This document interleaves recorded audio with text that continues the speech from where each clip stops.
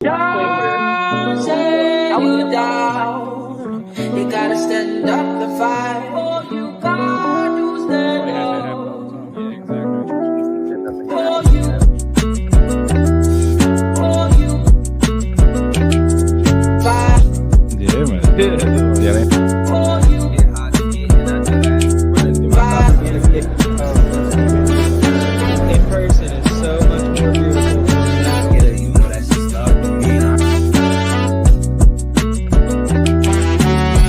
What up? What up? Welcome to the world's dopest podcast, Marley State of Mind podcast. We're down here at a bunch of Bull Studios as per usual, and tonight we bring you a special guest. We got Nate Fox in the house. How you feeling, brother? I feel great, man. Thank you so much for having me. Hey, man, I'm glad to have you, bro. I'm glad to have you. Forgot to say there's a slight delay on there. And that's mainly for like comments and shit like that. I like to start off the podcast saying how I was introduced to the artist or the guest that I have on, and how I come to find that individual. Our story's a little bit different because I know you for a long time. It's true. You're one of the first producers I ever worked with. It's true. Ever. Also and true. So we met through a mutual friend, Paco. Shout out Paco if you happen to be watching this. I don't want to say his government, you know what I mean? Yeah, yeah. But yeah.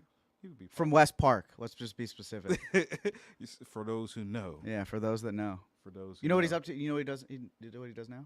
What does he do? You follow him on Facebook and stuff? Nah. What does he do? Oh, he's like a big fisherman. Oh, Big yeah. fisher, hunter. That's fire. Yeah. That's fire. You gotta That's have a hobby. super dope. Yeah, I'm not even mad at his that. pops was Same was way? the same way. Yeah. And like they would, from what I remember, they would go hunting every once in a while, but I don't remember how enthusiastic he was at that At that point, but time, definitely yeah. not to the point he is now. Like anytime I see any shit on his thing, Isn't that crazy? Like Yeah. how our parents bring us to things and we reject them growing up, and then at one point in time you get older and you're like, I really like this thing. that happened with a lot of my dad's music. Yeah. There was so much music that he would play me when we were younger, and I'd be like, man, turn this shit off. Like, Yeah, if you play James Taylor Gorilla album one more time, I'm going to freak out. But then now, that's a top 10 album for me. Now you love Like, it. I listen to it all the time, front to back. Is it like nostalgia for you? It's Is it nostalgia. It's partly nostalgia? for sure. It's definitely nostalgia because, you know, him playing it. But I think it's also like, it's really good music. You recognize It's what he's yeah, I seeing. can recognize, I can see what he sees because he's Right. somebody that's always been big in music, or big into music, and like had different adventures with music and shit. So I think his taste levels for music has always been pretty high and eclectic too. Yeah. You know, and I think that's a thing that early on I didn't super appreciate, but I super appreciate now. Yeah. It would be his taste has narrowed. As far as he's like gotten older. yeah, as he's gotten older. But that's cool because I know what he'll like and not like. You So already when know I his try palate. when I try to introduce him to stuff, you know what I You mean? try to make sure it's in his range. Yeah, I'll know if he likes it or not. Yeah.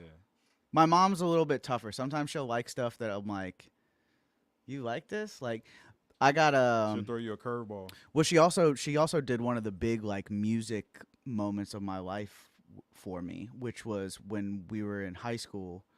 You know, growing up where we grew up, there was only like what Kmart and like County Market, Warehouse grocery. warehouse Remember grocery. Warehouse Yeah, Grocery? oh yeah. Warehouse Out where you go out towards like Pleasant Valley. Mhm. Yeah, that was tight because they had that big thing of boxes. Yeah, you didn't have bags. I used to be so mad when my grands wanted to shop there, bro. Why I she gotta took carry- bags with her? No, because I had to carry all these boxes in the Oh, house. oh, Canned yeah. goods, like that was Yeah. the worst, bro. Well, yeah. Nonetheless. Yeah, that was like that was one of those kid parent compromise situations where it was like, I know that I want a box of Dunkaroos, and I'm willing to sacrifice carrying Sweat equity, 20 canned vegetables. bro. You know what I mean? Heavy as hell, box breaking in the middle. Mm-hmm. You're awkward. You're a kid. You don't even know how your body works. Yeah, So that's it's a where messed up situation. we began the art of compromise, learning the art of the deal. Yeah, You the know? art of the deal. The art of the deal, as There's a book about that. DT would say. Yeah, exactly, exactly. So, Paco, shout out Paco. Yeah, great guy. Paco introduced us. He had a studio downstairs. In And- his basement, yeah. Yeah, and that there's we not many built. people that had studios at that time. It's not like now where everybody and their mom has a studio in the crib. No, we spent a lot of time in that basement figuring that shit out. Bro, I was so happy to meet him, and I wasn't expecting anything like that in I that don't think- area. I wasn't expecting to stumble across that, and it was serendipitous, right? Because I do music, so I was like, man, this is a great opportunity. And he said, How did you meet him? Seth O'Donnell. Rest in peace, Seth R.I.P. O'Donnell. So Seth O'Donnell went to Connersville. We went. I to, know Seth. Yeah. Yeah. So we went to school together in elementary. Then he moved out to you guys' district. Yeah. So whenever I moved out there, he was the only person that I knew. Yeah. And he was friends with Paco. Yeah. Me and Seth made a whole project know. one night. It's called I- One Night Stand. I know. Yeah. You guys had a banger. No way you call out a name of a song. There's no shot. I just want some head from you. Don't give a fuck what you been taught. Wow, that's insane. I'm like Nardwar. Yeah, I was gonna tell you that without telling you that, but yeah, That was Nardwar. that was very Nardwar-esque. You ain't even know I knew that. You know so what? you didn't do the original. Do you know who? Didn't do the original one.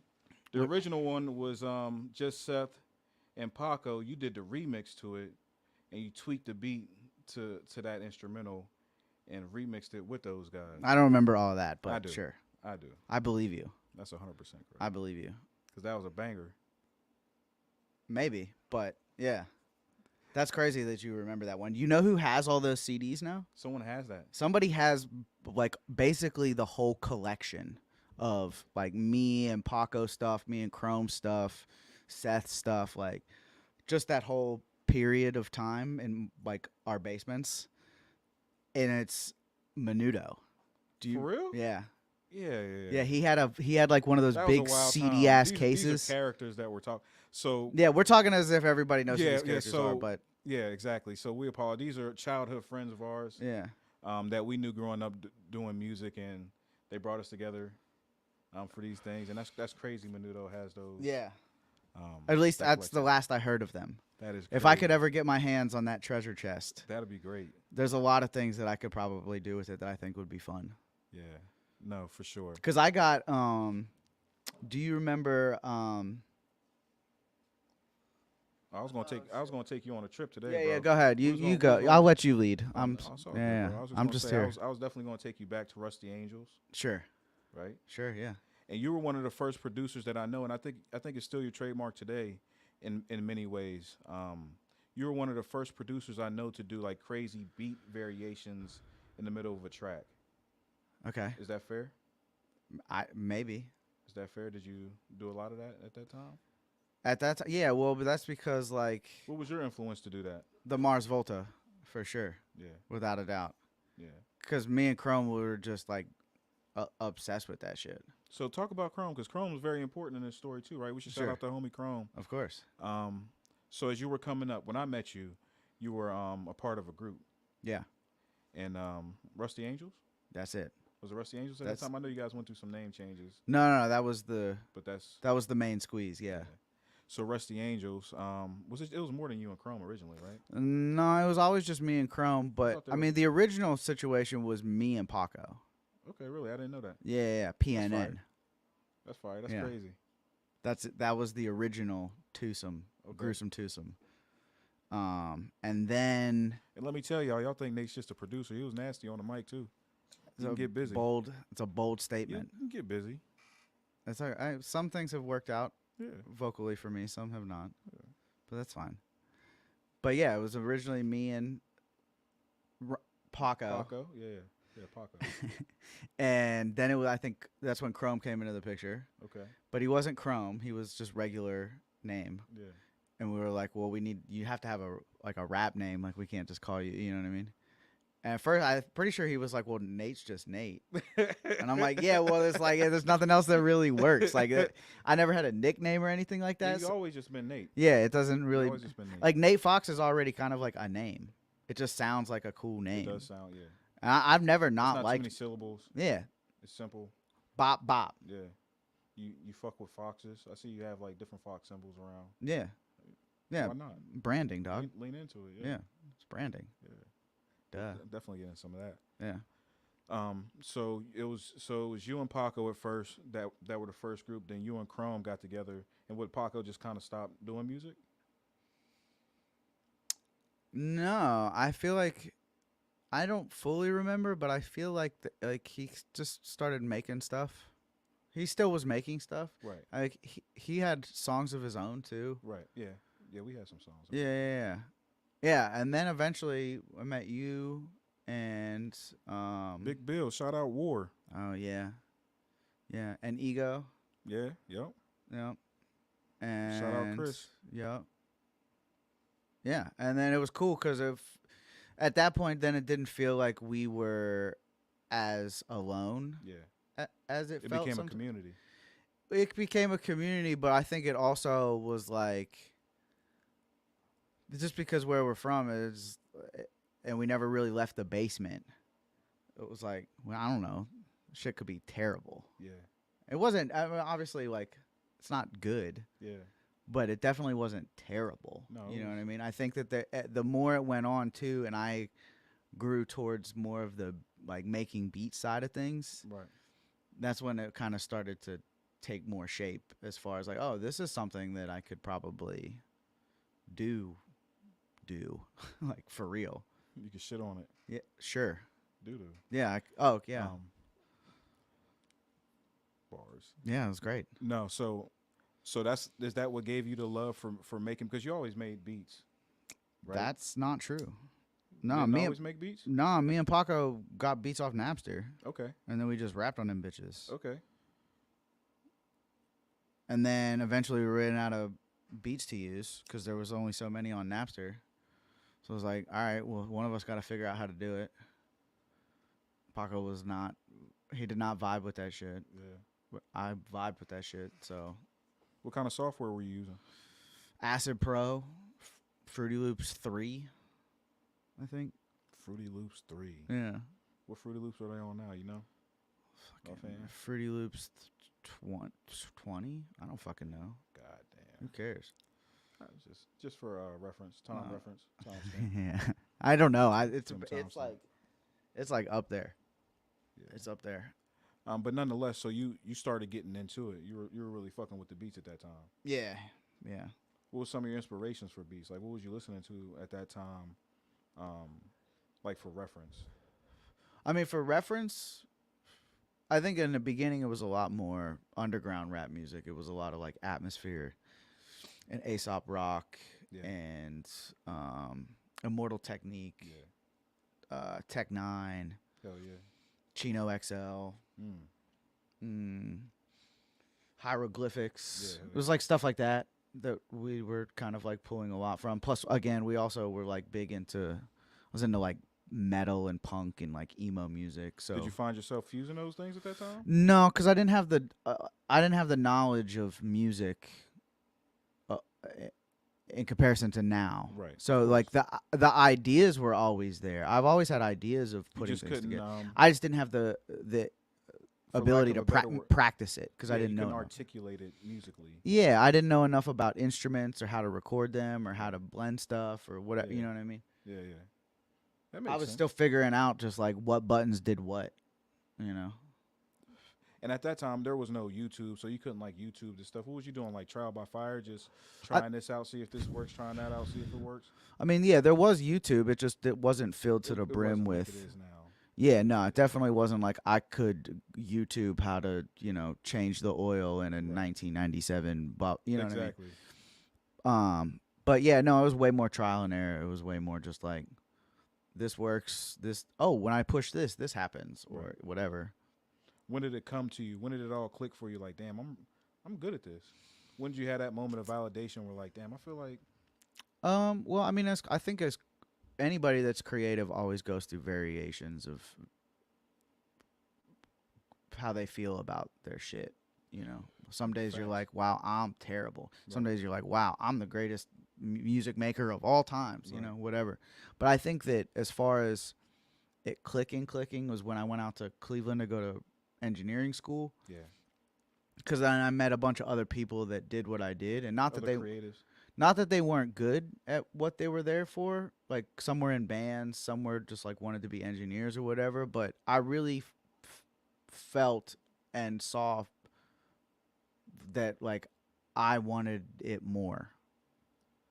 You could tell they didn't have the hunger that you had. It's like we were all talented. Yeah. Like, and this is something I also learned in just the music industry in general is like people. There's a lot of talented There's people, a lot of talent, yeah. but that doesn't mean that like it's a combination of being talented, working really hard, and being lucky.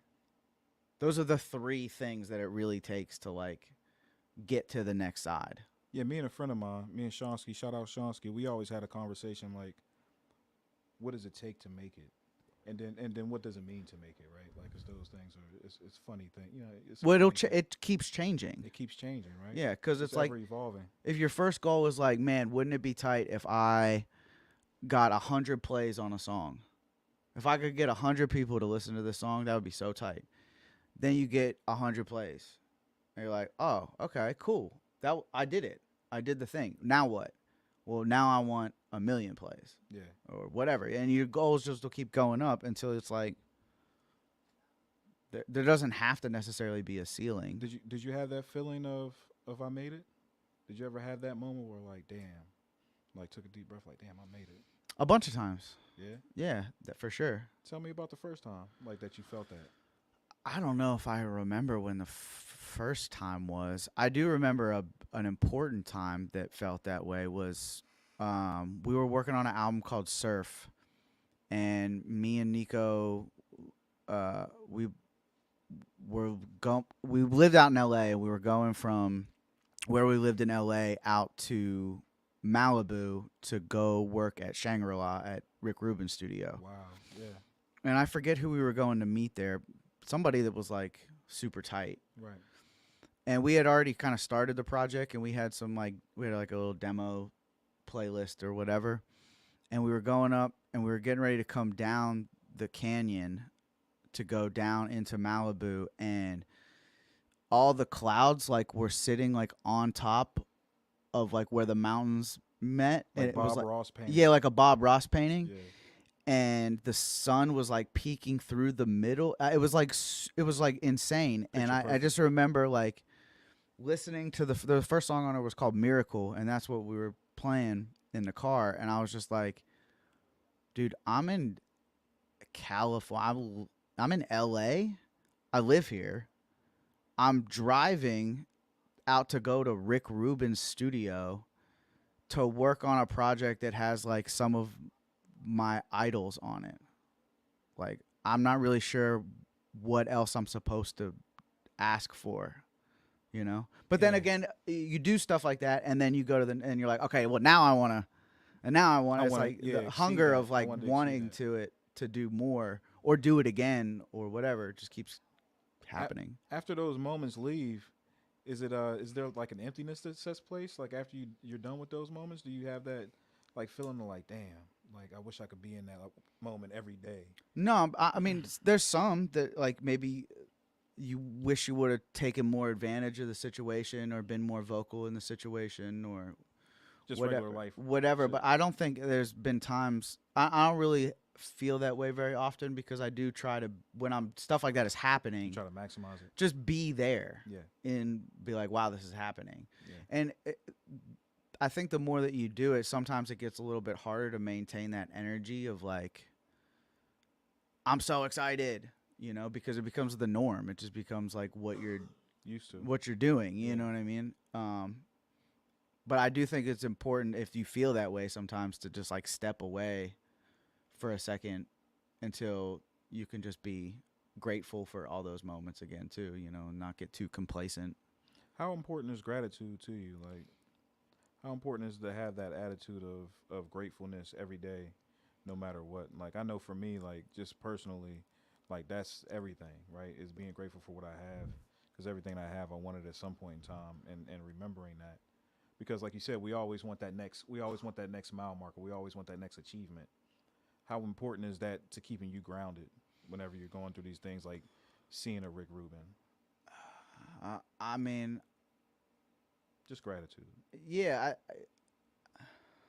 I mean, gratitude's important for everybody's life, 100%. for sure. 100%. And it can be a difficult thing to maintain practice of, I think, sometimes. Yeah. But when you're staring at Rick Rubin in the face, it's kind of hard not to have gratitude if you know who he is. Or like, for me, that's like You know, Yeah, that's fair. So, for those who don't know, Rick Rubin is the co-founder of Def Jam Records, which is one of the biggest hip hop labels, one of the first yeah, hip hop labels. Co-founder with Russell Simmons. If you're not familiar with Rick Rubin, yeah, responsible for groups like the Beastie Boys, Run DMC, LL Cool J, Curtis Blow, and these are pioneers in music that made this thing happen. Um, you know, yeah. the comparison of Motown to hip hop, if you will. That's fair. So Rick Rubin is like a godfather of that. So when Mm-hmm. you say that you're staring at Rick Rubin in the face, Yeah, it's like okay, all right, yeah, this is cool. yeah, hell You know, all yeah. right, this is cool. Did you have an opportunity to learn? Like, 'cause I know you're one that knows how to read the room and know when I should speak and when I should be listening. Did you have an opportunity to absorb a lot from Rick Yeah, Rubin? a few times, but it's not like Rick doesn't, from what I've observed, doesn't operate, or at least didn't with me in a Right. space of like, hey, let me tell you about this thing. It's more of just like you just kind of watch, and like if you're an artist that's working with Rick, that's one aspect of it. I'm watching what he's doing as a producer. Right. And the thing that I think he does that I've seen him do very well is curation. Yes. That's like, and Having an it's ear for the music and saying, it's not just the music. yeah, It's everything about it. It's yeah, break that where down a little you bit for me. are. It's Yeah. like what you're thinking about, who you're making music for, the like, intent behind the the music. intent behind it all, Yeah. and he's just really good at gauging the temperatures Right. and Reading like, a room. yeah, he just gets it. Is he an individual? So, like for me, not being in that experience, is he a person that would like this person isn't fitting the mood of the room? You got to get up out of here, like that type of. I don't know. I mean, not per se I doubt that, it. but just changing the dynamics of the room. Okay, so that to be more fair, just changing the dynamics of the room to make the right type of energy. He changes the dynamics of a room by being in it. Oh, 100%. So I doubt very highly there's been many instances, at least that I've ever Right, seen, yeah, of like course. You can based only on speak what on- I've you can seen. only speak on your Yeah, I don't stories, yeah. know all of Rick Rubin's Yeah. life or his stories, but Yeah. it doesn't seem like he ever has to be like, nah, don't do this, nah, don't do that. Like his energy is way more what can we do for this song?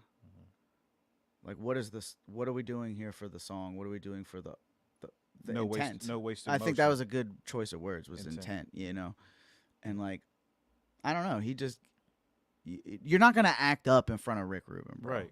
It just doesn't feel like you're supposed to do that ever. That it's even an option. Right. It's like he like floated in here. He didn't even walk in here. Like he just, He's a big yogi, isn't he? He might have actually floated in there. yeah, dude. He don't be wearing shoes. He just Yeah. be tippy toeing. Tiptoeing in my joke. Let me stop before they get us from copyrights. No, Sure. so you had that moment. So Shout out Raph. you're a kid from Westmoreland County, right? $1 million mullet. You're in Malibu, Yeah. recording with Rick Rubin. When you were coming up doing music, did that even seem like a thing that could happen? It's hard to remember what, How like you felt at that time? how I felt at the time, because having already gone through some stuff, it mainly feels like when I think about it, I didn't think anything was impossible. It's easy to say that though, but I'm sure that there was like times where I was like, this, what am I doing? This is never gonna work. Blah blah blah blah. But ultimately, I do feel like there wasn't really times I felt like anything was impossible. I think that I couldn't even envision that being a thing. Now I could be around somebody like that. So I read an article. Correct me if I'm wrong. We might even have the conversation as well. But I read an article about you where you said whenever you got the call about working with Chance, you were doing concrete. You were like doing concrete. Well, work. yeah, that's kind of right. So even in that moment where you like, damn, I'm working this 9 to 5. Like, I don't know about this shit. Like, something's got to give. Oh yeah, that was the closest I ever came to being like, all right, I'm gonna just do regular shit. Yeah. But we had already started to make like Acid Rap was done for the most part, maybe 3 or 4 months into me working the construction job, Yeah. and then it was maybe I don't even remember. And of course, while you were making it, you didn't know what it was going to be. No, There's I no- just thought Chance was dope. Yeah. He was Yeah. just tight. Yeah. How could you know what it would turn into? I don't know. Yeah. I didn't. Yeah. Rhetorical. Yeah. No, but for sure. Yeah, and that's the thing, and that's why I asked you about that, because there's a lot of people that do music, and like you said, being a creative, you have these crazy ups and downs. You had this crazy roller coaster that is, do I stop doing this? Is it worth it? Am I making the right decision by doing this and pursuing this? Because it's a lot of sacrifice it takes. It's a lot of investment it takes if you're doing it the correct way, right? It's a lot of things that you got to give up. Maybe even relationships, maybe friendships. What up, Honcho? Maybe even it's no saying what you're giving up on, but it takes a lot of sacrifice to be an artist. Sure. So while you're making those sacrifices, sometimes you feel like, is it worth it? Are these sacrifices worth it? Because you might not get the results that you got. You might not get the results that another artist gets, or you might get those results, but it might not be what you think it is. You might get results that other people would hope for, but it's hard to gauge success in music unless you're one of those people. Again, I don't know. It might just be determined on what your ideas of success are. Right. And I think that changes based on when you hit goals, right? Like if your immediate goal, like if you set your immediate goal to like, and it's your only goal, is like, I want a #1 Billboard hit song, you're going to get really frustrated a lot throughout that journey. Maybe you do it, maybe you don't. Yeah. I'm not saying that it's impossible. Yeah. I'm saying that like the idea of choosing goals that seem just out of reach is a good place to get the ball rolling, because once you hit 1 or 2 of those goals, now you have that confidence in that game plan and that foresight to see like how to get to the #1. Do you do that? Do you set goals for yourself? For sure. Like different benchmarkers? For sure. Yeah. Yeah. Is that important in your journey? Like setting those bench, like, does that keep you motivated throughout your journey? Yeah, but they change. Yeah, of course. For sure. Yeah. That's a weird thing that I've had to kind of figure out and deal with, is like after reaching so many and like accomplishing so many goals and having to set new ones. Yeah. Because like when you're young, dreaming and like coming up with some game plan or some grand scheme of like, it's easy. Like the imagination is easy. The like, because you seriously think the building of self-belief is easy. Like, right. And I think that the more life you have to experience, it gets a lot harder to maintain, to that. create that wonder, to create like a big dream. Like I'm not saying it's impossible. I'm just saying it feels like it gets harder the more life you just have to like go through, especially if it's in a negative way. Yeah. If you have positive experiences, that's good. Yeah. That'll build you too. But negative experiences probably like build you up the most. Yeah, they build you up the most, but they take the longest, I think, they take longer to manifest themselves in a positive way. Yeah. Because No, it takes so 100%. much self-work for you to get through those things. And sometimes you don't recognize there's a light at the end of the tunnel, like you said, like going through those things, understanding that there is a light, there is a lesson to be had at the end of it.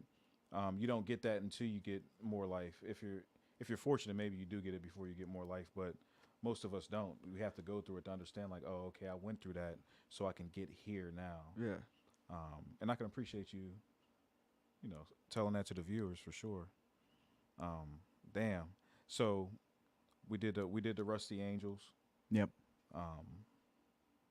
You moved out to Cleveland. Cleveland was an important part of your journey, right? Oh yeah. What was that like? What was it like getting outside of your area and seeing a different scene in Cleveland? Immediately terrifying. Yeah, how It was, so? it was well, I mean, I didn't grow up in like the city of Yeah. Pittsburgh. I grew up out in the fucking woods, Yeah. and so that was the first time I went to a city, and I was living downtown, like at Cleveland Oh, State, you know, like right across from the Wolstein Center, Yeah. where Peabody's used to be. Is that yeah? Did you meet a lot of artists while you were in Cleveland? Yeah, met a bunch of artists. How was that for your maturation process? Like meeting artists outside of your area? That was great. Yeah. That was great because I met a lot of people that were critical in a good way. You know, people that weren't afraid to be like, these drums suck, Yeah. and that was good. How was that for you when you had to consume that at first? I don't. Was it difficult for you? No, I don't think so. I think I was like, Were you craving I that? was curious. I was like, why do they suck? Yeah. And that made me listen to way more stuff that like people listen to, and be like, and then I started to just try to make beats backwards. Like if there was a beat that I liked, I would try to like make the drum patterns in Fruity Loops, and then just use different sounds, and then build a beat around that. Yeah. You know, and that gave me a lot of perspective into how writers and rappers and artists listen to something, Right. and also just like, you know, how like you don't got to do a hella crazy shit all the time. Sometimes you can just keep it simple, and it's just the right answer, you know. Was that a lesson you learned in Cleveland? Like less is more sometimes? Oh, for sure. Yeah. Yeah, for sure. Between some of the people I was working with and Matt Jaffe, who was the dude I made All Day Recess with. Okay. Shout out, bro. Yeah, he always had really great ideas. Do you still have a lot of those connections? A lot of people that I you still worked talk with to early Jaffe. on? Yeah. For sure. I know. I still talk to a bunch of the guys in Cleveland. That's what's up, Yeah, man. for sure. It seems like that's important to you. Like me knowing you in the capacity that I do, you stay connected with the people that you came up with, the people you were doing music with. You know, early on, you seem that's important to you to keep those bonds. Is that fair statement? That it's Oh yeah, important for to you? sure. Because like you said, you know, Paco and Chrome and the guys in the beginning, like it was just us. It wasn't like we weren't in the city. There wasn't like a community of us that like, oh, we here, we there, we out on this night. It was like us in the basement being real like friends. Like friendship and close relationships are like a big part of music for me. Yeah. And so like to maintain that kind of circle and maintain that kind of like, I try to be friends with everybody that I do stuff with.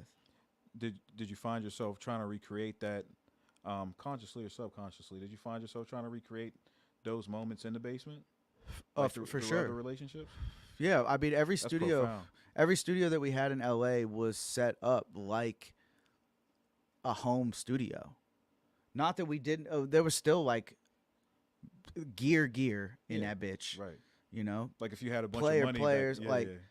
real crazy names coming through, but it felt like you were in the basement, or you were, you know what I mean, in your bedroom or at your friend's house or something. Like it was just like it's like moments that everybody. It's where you start falling in love with like making music, you know. And so to be working with people of a higher level, a higher caliber, I think it, in a lot of instances, has brought out more playfulness and got them to like, I was going to ask you that. yeah, do more with, like, because they're talented. And I think sometimes when you get into the game on a higher level, it becomes very much about staying fairly singular, especially if that thing is successful Yeah. and working. Yeah. But you know, true artists, like it's evolving. It's constantly evolving. And I think that just trying to create that space for somebody, like maybe you need that, maybe you don't, but just having a space, like taking a note from Rick Rubin, curating a space. I'm curating in a specific direction. Like sometimes people come through and like, they professionals. They want to get in there, bang 3 song ideas out in 3 hours, get going. And like, they don't always like that kind of space because it's too loose. What is your creative process like? Bro, honestly, the first time I do sessions with people, unless it's like we have a goal, I'm just trying to kick it. Like I just trying to, again, back to the friends like and music thing. Like I just met you. I don't know you. And it's like I could have just sent you beats. I wanted If it was just going to be that type of yeah, exchange. we could have just Right. sent some shit back and forth. But honestly, I would rather just like meet you, kick it, because then if we cool, we probably do some really cool shit.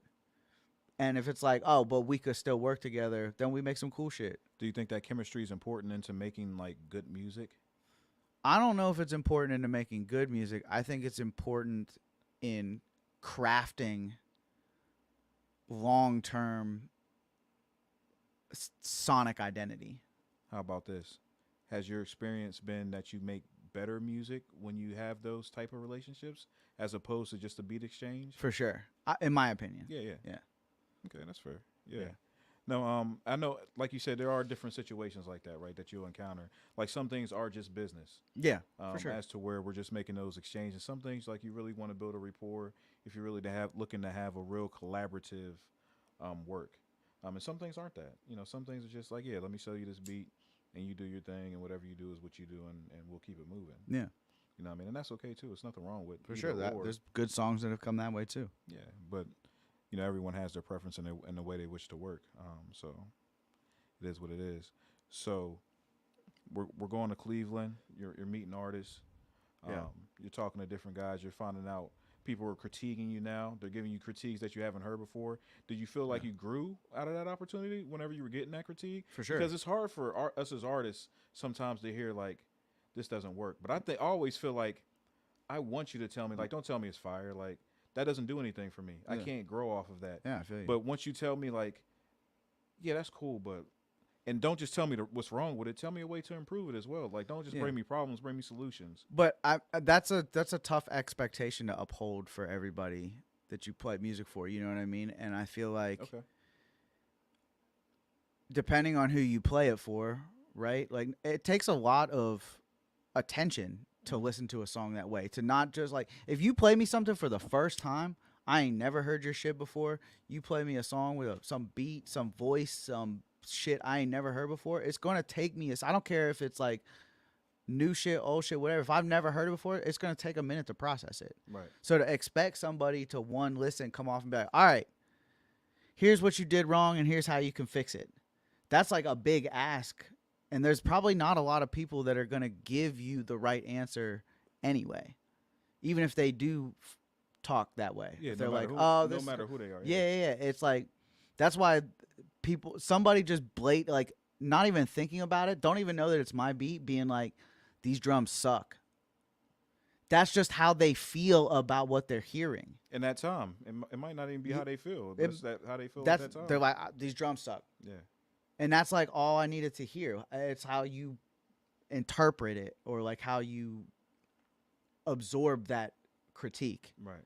You know, if somebody's looking you dead in your face and be like, your shit weak as fuck, like y'all gotta run the fade. Like that's a whole other thing though, you know? This is being blatantly disrespectful. Yeah, that's just like, oh, okay, we just don't like, you don't like you me. don't like you me, don't yeah. like me. We don't like each other. Nah, for sure. But no, nobody's gonna just be like first listen, like unless that's their job, which in this No, case that's fair, it is my job to listen to a song and be like, yo, you're thinking about change all this, that. change that, do that. You know, No, that's whatever. fair because your average fan or your casual listener, right? They're not a critic of music, so they're not listening to the same thing that artists are listening for. And sometimes as an artist, you might have that expectation that everyone's hearing all the nuances that you're giving to the record. I mean, like you said, a first listen, they're not familiar with the music in any type of way. That is a large expectation to put on a casual person. Yeah. Yeah. Yeah, that's I fair. think so. Yeah. I think so. That's good. Yeah. That's pretty good. Pretty good information there. Okay. All right, so we're in Cleveland. What was next for you after Cleveland? So what Then I took started you away going. from Cleveland. What's that? What took you away from Cleveland? What was the next move? Well, then I started to go to Chicago a little bit more because I'd met Chance down at South by, and we started to just. He was in Cleveland every once in a while, and then I would be in Chicago every once in a while. And then I got out of Cleveland and went back to Pittsburgh to do construction because just things weren't working the way that you were thinking they were going to. Yeah. That's what's up. So you meet Chance. You're working on a record. You said you were already doing construction. When did you realize Acid Raptor turned into what it was? When did that moment come to you? Like, damn, this is like. This is pretty big. What? I mean, I don't know when that moment happened. I feel like a lot of that stuff happened really fast. Yeah. I think I didn't realize how big it was until we were like on tour, and every night was sold out. People were waiting to do like, and I know that's like a regular common thing, but it was just like People lined up outside. there the was door. something really unique about what happened at that time with Chance. Like Yeah. it just wasn't something that you see very often as far as like Lightning, people, lightning the in a people's champ. Like bottle. it was just crazy, bro. Yeah. Because everybody fucked with him. Everybody was like, at that time period, like everywhere we went, it was like, oh shit, you're the guy everybody's talking about. There was a lot of love. Yeah, it was a lot of fucking love, and there was a lot of love reciprocated too. Like those shows at that time period was motherfuckers in the crowd loving us and us loving the crowd. Like it was they were intimate ass shows, bro. And that was tight. And I think that was part of what really built the core fan base was like they felt like they knew dude. Like he was their homie. Right. You know? And I think that was really important for the building of everything that, you know, it is today. Yeah. Everything that followed. Yeah. Yeah. Yeah.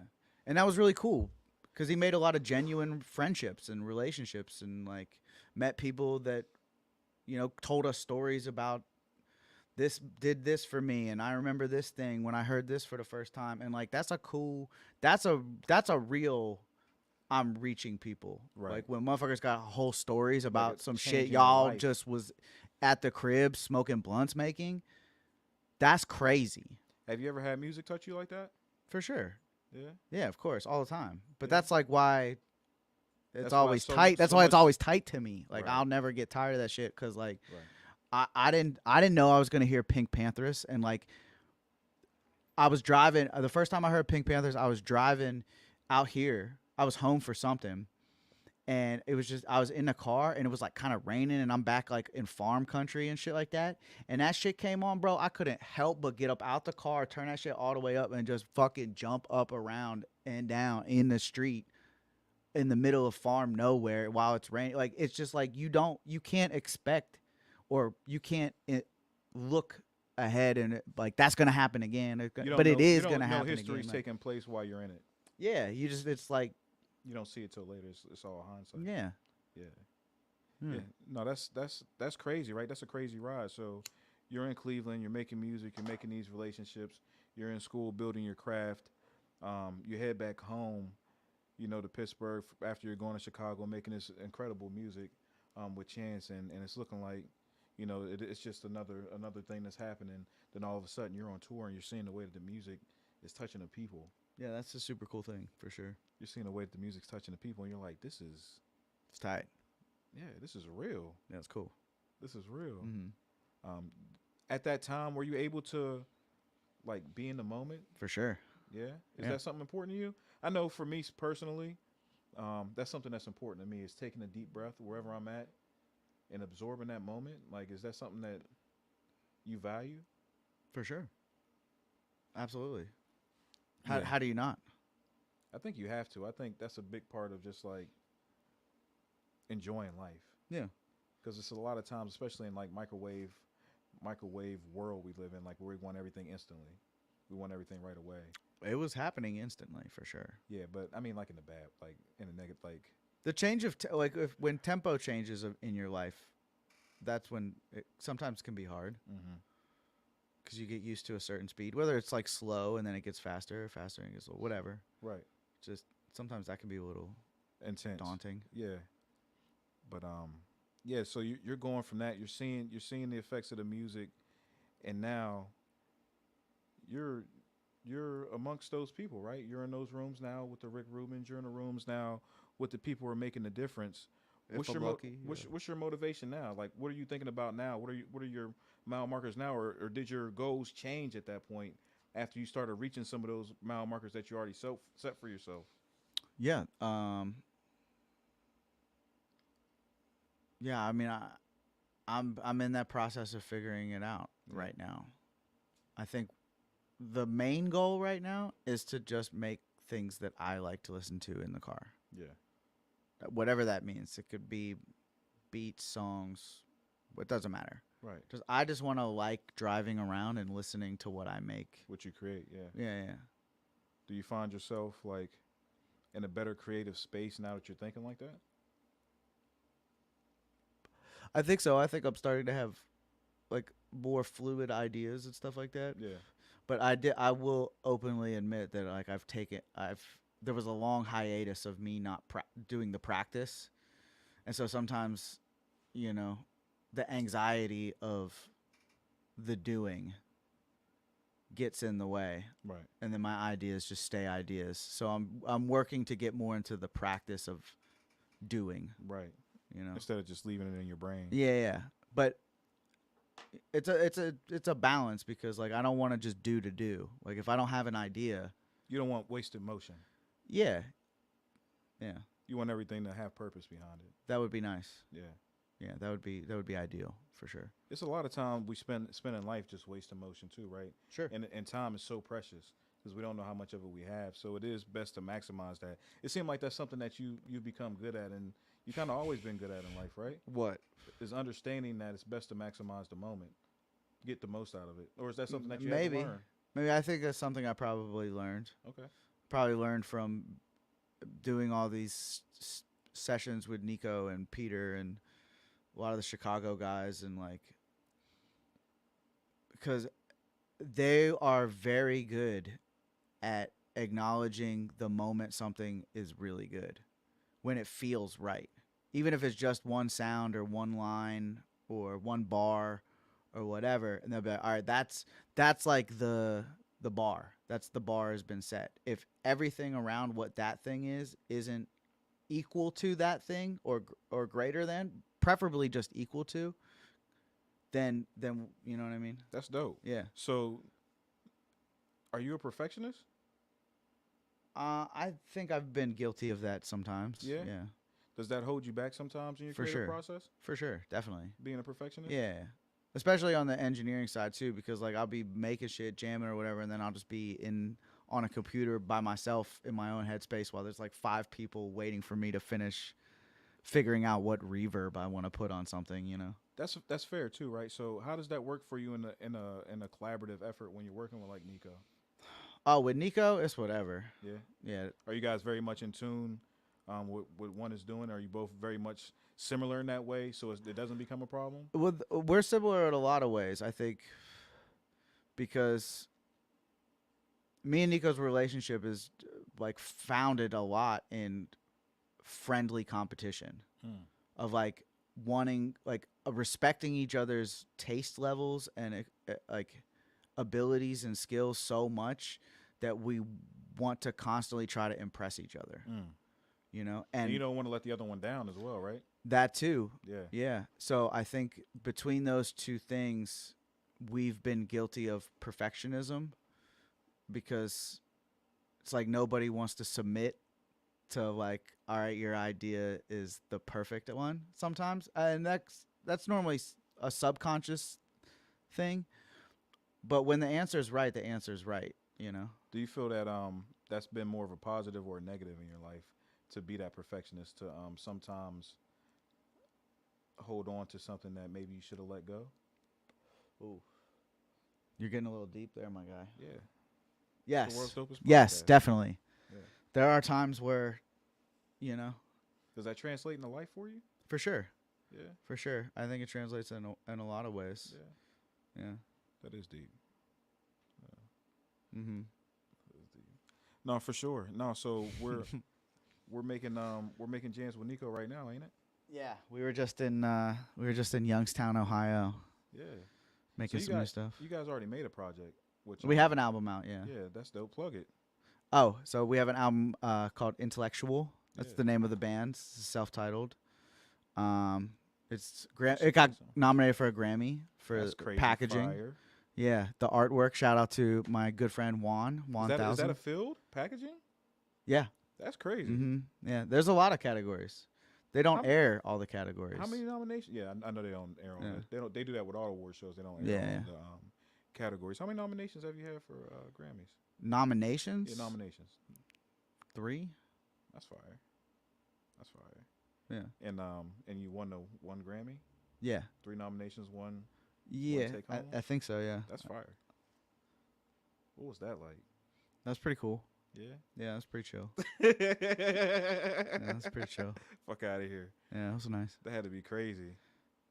It was very crazy. I couldn't even imagine. Like, you're doing the thing that you see everybody do. You're holding the joint up. Yeah. Like the whole. Well, the fucking crazy thing was that, like, so we're sitting there, we're at the Grammys, and I'm like up in the rafters because we were just running around all over the place because they gave us artist passes, so we were just out there, just holy Living shit, it up. holy shit, holy Living it shit, up. holy shit. You know what I Yeah. mean? Just like trying to smoke pot with whoever was trying to smoke pot, so I could just fucking say I smoked pot. Was that tough? What? Was it tough to smoke in there? It's not like in Cali, L.A. Yeah, they don't give a No. fuck. Yeah, okay. With a bunch of artists, Yeah, you yeah. do whatever the fuck you want. Yeah, you know what I mean. yeah. It's the fucking Grammys. Yeah, I gotta have I mean, it's still like you respect the. ceremony. Yeah, you still respect what's going Yeah, on, and you for know sure. what I mean. Yeah. But yeah, we in that bitch getting zooted. Fuck Yeah, you hell mean? yeah. Like Hell that shit yeah. was tight.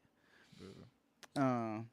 But yeah, no, we're up in the and they got to the category for best rap album.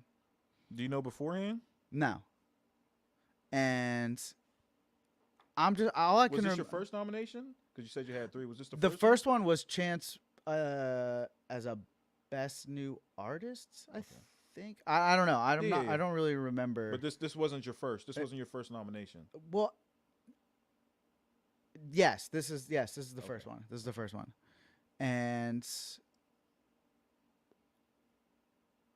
just what I remember is that Must have been a while. the now. names that they were reading off on the card, that like before Coloring Book was like Tribe Called Quest, Kanye West, Crazy. Drake. That's I crazy. think, Yeah. and maybe there's somebody else, and then it was ours, and then as soon as they said I was like, no fucking way, because that was the part that fucking made me feel insane. Hearing those names, these are Yeah, guys that like you listen to. yeah. That are regular We're staples only- in your life. We're only able to be here and be a part of this because of them. Like Kanye West, if there's no Kanye West, we don't really have a foundation to build our sound from. Between him, Twista, the Tech Life guys, like a lot of Chicago music, if Was the without that foundation. was the foundation of everything. Like And even before you went to Chicago, you were a Kanye fan. Growing yeah, I up. was a huge Kanye fan. So We like used to every call you- beat we I'm used- making, we used to I'm have variations of your name with Kanye in it. yeah, I'm somehow. trying to make Kanye West type beats. I'm trying to be Kanye West at And this now point. you're in a category with that man. And now his name is, right there. And then I got like even on the record on Coloring Book, our names are like right next to each other in the credits, and I'm just like, that's fucking crazy. That's Do ridiculous. you still have those moments where you're like, this is crazy? Yeah, for sure, all the time. Yeah. Yeah. Yeah. No, for sure. So damn. So we get the Grammy now. You know, we're enjoying life. Everything's happening fast too. You said everything's moving fast. Do you even have time to soak all this in as it's happening? Yeah, for sure. Yeah. Yeah, I mean, Was that something that was important? Is that something that's important to you? Making sure to enjoy. Yeah. When those things happen. Yeah. definitely. How's it when you go back home? It's Are cool. people like? It's great. Everybody's the exact same. We're all, Are they cheering for you? yeah. Yeah. Nobody's ever been like, man, fuck you. At least not That's to a my good thing. face. That's a good thing. Everybody's always super cool. I think it was the Grammy and doing SNL, Yeah. being on TV, being just like things that everybody knows. What was that like, bro? Doing that? Oh, that was super dope. That was so fun. Yeah, Yeah. that was a great experience. Yeah. Hell, yeah. How many appearances have you had on television? Things like On that. television, Yeah. I don't know. Really? Couple. It was yeah. that many? No, it's not that many. It's just like a couple. Like Arsenio Hall. Really? Yeah. Colbert. Fallon but I did that with Francis. That's crazy. Yeah. That was super dope. That was fun. That's crazy. When you're going through these things and you're seeing these things you see on TV, right? Like this is shit that you grew up on. This is stuff that you're watching some of your favorite artists on. Yeah. And now you get to be that person. Yeah, it's tight. That's tight. It's pretty cool. Yeah. Yeah. Hopefully they did a write up on you in the school paper. I think maybe. They I don't. should. I don't get this. I don't get my school paper. They should though. We gotta talk to somebody about that. Yeah, Scotty News. Yeah, we gotta get you in there. Yeah, I think there was one in the Trib. I think it was just. I think it was like something about dude from round here. Do you think that's lost on some people? I mean, it would have been lost on. I don't know if it was like some other award for like, wins a civil engineering award or something. You know what I mean? No, And I saw it in the paper. But our area does celebrate athletes though, right? Like Russ Grimm's a big deal, right? For sure. One of my dad's best friends. We celebrate athletes in that way. I think what you're doing is his hands are fucking huge, dude. He's a big dude. I went to go shake his hand, and it was like engulfed your whole hand. Yeah. You remember in Game of Thrones when the little girl tries to like stand up to the giant, and the giant just goes whoop pop. Yeah. And that's what it felt like when he was like, oh shit. The mountain, right? Yeah, I was like, damn, you're fucking strong, man. Yeah, but we celebrate athletes like that, right?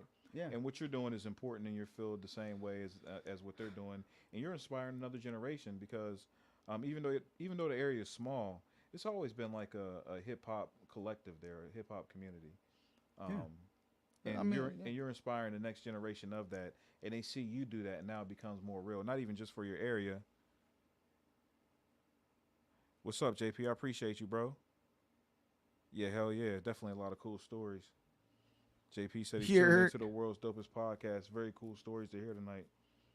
Yeah, but for sure. So we celebrate athletes. We should celebrate you for making that next generation of person that says, damn, I can do that.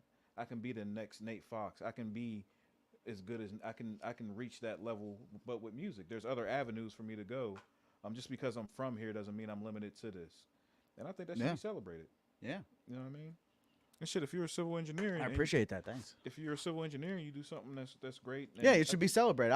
But the question was, if I saw something, did they write you up in the school newspaper? Was the original question? Yeah, no, but I meant like, if I saw a write up of somebody that won some crazy award, I'd be like, oh, that's cool. Yeah, you know what I mean. As far as like, do I think people cared or paid attention? You know what I mean. Some people. I said, do you think the moment was lost on? Do you think? It was lost on people? Yeah, I don't. Probably, maybe not. I don't know. Yeah. Nonetheless, I mean, I enjoyed it. I'll remember it. Yeah.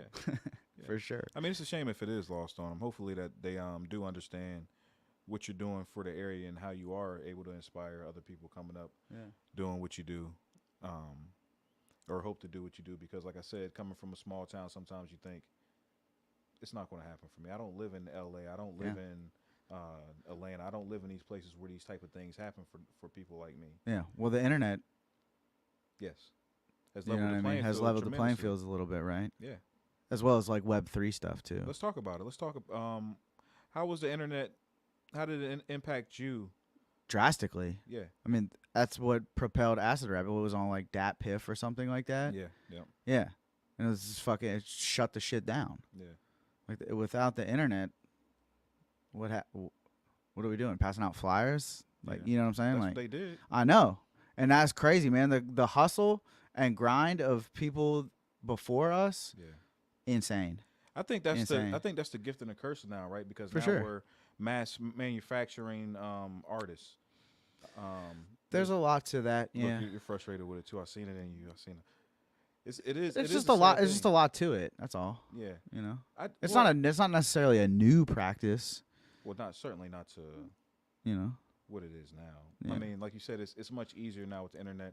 Everybody has a studio now. You put out music at the drop of a like when we first started music, what would it require for us to get the music in the ears of other people? Like we would actually have to print. We have to probably physically be there with a CD and potentially a CD player to blam that shit in their face. And now you just post it somewhere. Yeah. You know what I mean? So is that something that you had to adapt to as you? Also, I don't know if it's just post it somewhere. There's a lot more to it than that. Obviously, there's something. I mean, we can go through the. Well, I mean, we can, but I'm just saying. As opposed to doing all of the physical things that we had to do before. I guess it's a trade off, right? Because like it's time. What we were talking about earlier, like that's the valuable thing, right? Like it's still both of those things, both of those ways, those practices require time. Yeah. So.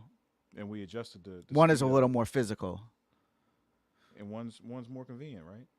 It's convenient, but it doesn't mean that it doesn't weigh on your mental stress Oh no, 100%. or your mental physique. Yeah, You know? that's fair. Yeah. That's fair. It's like having an office job versus physical labor. Like they both have their pros and cons. Yeah, 100%. Um, That's a great analogy for that. great Yeah. comparison. Yeah. So, what we working on currently? So we got the first project out, intellectual, self-titled, right? Yeah. And you're working on a follow-up now. Yeah, we just started making some ideas Yeah. for the new stuff. We have a shit ton of old songs too, Yeah. but we're passing that playlist around just like, we just, I Just don't know. having fun. Yeah, we're just enjoying that. I think we're going to end up doing like this cool idea that we have. It's like indie music mixtape. Mm. It's got a name, but I don't want to give the name. Yeah, yeah. Don't give up too much. But it's yeah. cool. Yeah. I think it'll be cool. Yeah. Is that what you guys are working on currently? Yeah. Dope. Piecing that together and just putting some of these ideas that we've been working on. Just, Do you have a moving them down the idea train. Do you have an idea when you expect to drop it? No. Okay. No, I don't have That's any fair. expectations of that quite yet. Yeah. Yeah. Just kind of enjoying the process. Yeah. Like I said, I'm just trying to make music that I want to listen to in the car. Yeah.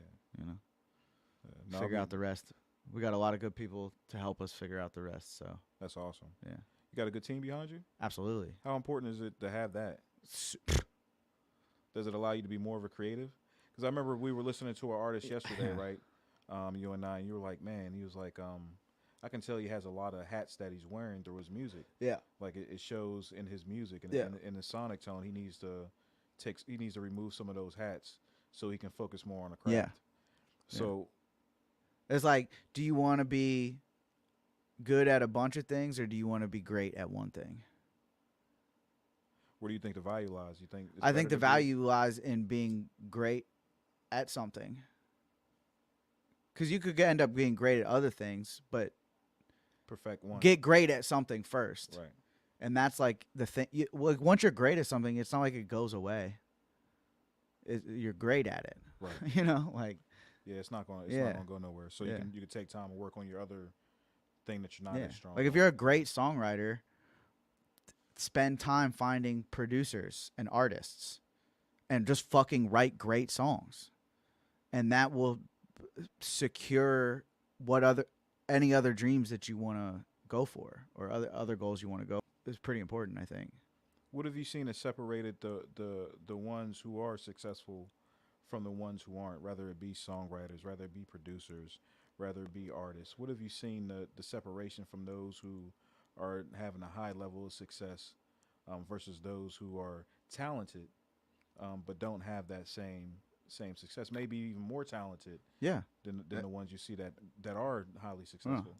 It's the trifecta that we already talked about, which luck. is like you got to be talented, you have to work hard, and you got to get lucky sometimes. Yeah. Acknowledging you're in a moment is a great way to do that, to like better your luck, If you're like in a room with people that it might be in your interest for them to hear what you're great at. How do you balance that? So that's a good question, right? This is a good question. Let me ask you this.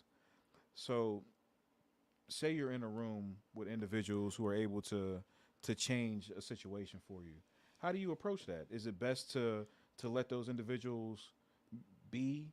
Because I'm sure people, even probably yourself, you get approached about music. People want to rap to you or let you hear things. Mm-hmm. Like, is it best to let it happen organically, or is it best to, like you said? I promise you, nobody has ever won walking up to somebody and rapping in their ear.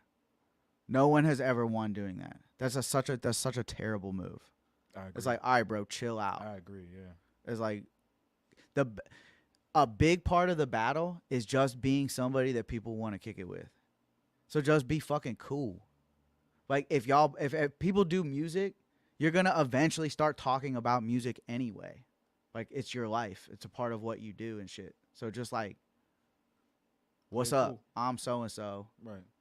I know who you are. Like you could be cool. You don't have to like pretend like you don't know who somebody is or like whatever. You could be cool. Yeah. You could even I think that the real good surefire way to try to like get cool with somebody or talk to somebody that's like in that position is to have at least a little bit of history of things that they've done, Yeah. and compliment them on something that you genuinely like of theirs. Genuine, right? Yeah, yeah. Genuine. If there's like even if it's obscure, because they normally every artist has ego, and ego remembers the great things that they've done for sure. Right. So if you say something, even if it's obscure, just complimenting somebody on something that you like of theirs is a great way to start a conversation. Yeah. It's like their fucking life. Of course they want to talk about it. No, 100%. You know? So your advice would be, don't crowd them. Don't try to blast music at them. Yeah, and if they out and they fucked up, just leave them alone. They out having fun, have a good time. Like they're not gonna remember that shit anyway. Right. Have you had an opportunity? Have you had opportunities that you squandered that you felt like, damn, I probably should have. There's been a time that I said something that I probably should have just left it alone. Really? Yeah. Can you talk about that? Sure. We were in Sweden, and James Blake called to invite us to his show in Sweden, and we go to the show. It was so fucking dope. He had there was just like a 3-piece, I think, and then they had these like 4 lights behind them, and a dude was like playing the lights while they were playing the song. It was super crazy, it was super tight. And whatever, then after the show, we're like all hanging out, and him and Chance are talking about the lighting and like different performances that really they enjoyed that inspire them, blah, blah, blah. Like a really cool conversation, you know? Like everybody's cool, just talking like regular as fuck, having beers, chilling, kicking it. And then we get to leave, and we're going to like take a taxi back to the bus or whatever the fuck we were going back to. And I see James Blake standing outside like waiting for a cab, and I'm like, because James Blake was a huge influence for me in Cleveland. I was getting kind of frustrated because a lot of the music that we were making and that I was working on was a lot of the same things over and over again, and it's like I was hearing a lot of the same things over and over again, so I was like getting a little frustrated. And then I heard James Blake music, and I was like, oh, I can do anything. I can do whatever the fuck I want. This shit is fucking crazy. So it held a special place in your heart to even be around James Blake. Right. So now I'm seeing him standing there like just fucking cooling, and I'm like, oh, I have to go over there and say something. So I went over there and I was like, man, I just want you to know, like, you made me feel like doing anything in music was possible, and I really appreciate it. But like, he was kind of like ready to go home. He was already burnt out. He was already burnt out, ready to go home, and he was just like, yeah, all right. And I don't hold that against him at all, right, because I didn't understand. Yeah, that's the other thing that people have to understand. These people are humans. They have bad days. They get tired. Mm-hmm. And like you said, it's not that he's not saying he's a dick in any way, but he's saying like, no, that's a good learning experience though, because I've felt that way before too, where like we've been on the road or been in a situation where it's like I just want to go home, and somebody's like, yo, I got this beat tape. And it's like, you know, but I try to remember that James Blake moment, because although it might be a time where I want to just dip off or like leave and be out of the situation, this might be something that means something to somebody else. Right. So at the minimum I can do is be like, oh, cool, thanks, man. Yeah. You know, or oh, I'll take that. I'll listen to it later. And 95% of the time, I listen to that shit later. Really? Yeah, for sure. Do you got your ears to the street? You be trying to listen to? I'll be listening to whatever. If motherfuckers want to send me something, I'll listen to it for sure. Well, tell them how to get a hold of you. Well, we got Tom. What's Oh yeah, you could get at me on Instagram, All Day Recess, just one word. Same with I think my Twitter. I think all my shit is just All Day Recess. All Day Recess. Where did that come from? You said you got it in Cleveland. So we had an assignment at Recording Arts School where we had to redo a theme song from a show, and me and Jaffe picked each other to be partners, and we picked the Bob Ross theme song. And so that's when we were like, yo, we could do this. We could like make beats together. We work good together, you know? We were like, what's our name? It was Bob Ross Band. That was our original name, was Bob Ross Band. And then we put out a song. I don't remember what the song was called, but we put it out under Bob Ross Band, and literally 2 days later got a cease and desist from the Bob Ross Foundation. Are you serious? Yeah, from like whatever, because they be on that shit. Bob Ross is not for play. Hey, bro, about. I'm a huge Bob Ross. Yeah, fan. me too. Did you watch the special? Of course. Yeah, I'm a huge Bob Ross fan, and you're right. They That is a life goal of mine, to own an original Bob Ross. Me too. Yeah. I was looking for some active. Yeah. Sounds like we got a conversation later. Yeah. I'll tell you about the PBS does auctions every year. Do they really? Yeah, 'Cause so he used to make what they said he used to make. at least 2 of every painting. So yeah. like some of it is in the Bob Ross estate and some of it is with PBS. I always thought it was amazing how bro, and I mean this is definitely relatable to art. Like he was such an artist that he could make these masterpieces in a matter of minutes. Well, because he had done them already. You know what I mean? He put the work in to be creative so that he could just like you know the story of how he started doing it. Of how he started doing. Like started painting so fast. How he learned to paint so fast. No. So he was stationed. He was in he was in the military. In a branch of the military. I can't remember which one specifically, but he was stationed out in Alaska. And in order to earn like extra income, he would do paintings on the side of the road. Oh, that's right. They said this in the thing. In the video. So he would do paintings on the side of the road, and that's how he got so good at just doing fast ass paintings, because that was how he was earning his bread, making some money. Yeah. So super dope story. So you guys were the Bob Ross. Yeah. But then we got hit with a cease and desist. So we were like, all right, well, we got to come up with another name. And we kind of just did this thing where we were sitting in the basement, just like kind of like this, like kind of like looking at each other and just like rambling off stuff as freely as possible. And he just out his mouth just goes, all day recess. And I was like, yes, for sure. That's so tight. I don't even know what the fuck that's supposed to be, but yeah, that's it. Well, for sure. All day recess is definitely a vibe, right? It's a feeling. Yeah, it's cool. We love recess. Who doesn't? Who didn't love recess? Yeah.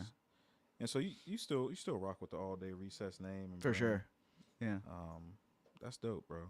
So we can look forward to the next project, another intellectual project. Yeah, that'll be a thing. It's not named yet, no title. No. Okay. What else can we look forward to? I know you. Oh man, we got all kinds of stuff. We just dropped a project with an artist named Kyle. Yes. Called it's Smile 2.0. Yes. It's did that with my friend Siege, Very longtime dope. friend. He's the dude that made the Pusha Man beat. Okay. Yeah. Yeah. So that's out. You can go get that anywhere. Yeah. Smile by Kyle. You like that? Yeah. Yeah. So that was good, and we had a lot of fun making that, and I learned a lot about like making dance music. And bro's super talented. Drum and bass and garage. Yeah, oh yeah. Bro's super talented. I came across Kyle on this cipher. It might have been the ones that Kel used to the Team Backpack ciphers. You remember those? Yeah. At all? I think I came across him on one of those at first. Probably. And sounds like something he'd be on. And he was super dope, and it made me want to inquire more about. Yeah. That was pretty dope. Was you guys in the studio a lot? What was that? Yeah. Like? We were. It was like a 2-year process.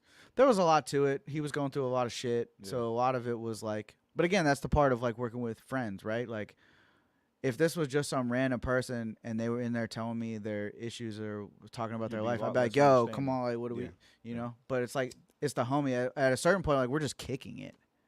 But kicking it and having conversations is you said that's a big part of your creative process anyway. Yeah, for sure. I think it's a beneficial process for a lot of artists. Sometimes it's good to just like get in there and get to it, for sure. If you're in that zone already, you're already in that mode, you're like, I know what I'm doing, blah, blah, I have a vision. That's great. But if you're like trying to create something from literally zero, I think that's a good place to start, is just to like kick it. Yeah.